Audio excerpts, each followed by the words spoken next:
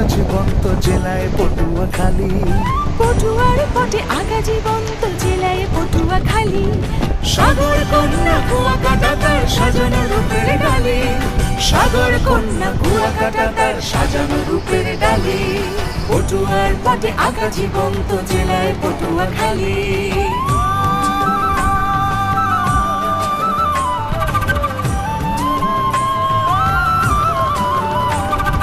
বছর জুড়েই জেলেরা এখানে মৎস্য শিকার করে, নৌকা পূর্ণ করে ফিরে যায় আলিপুর বন্দরে।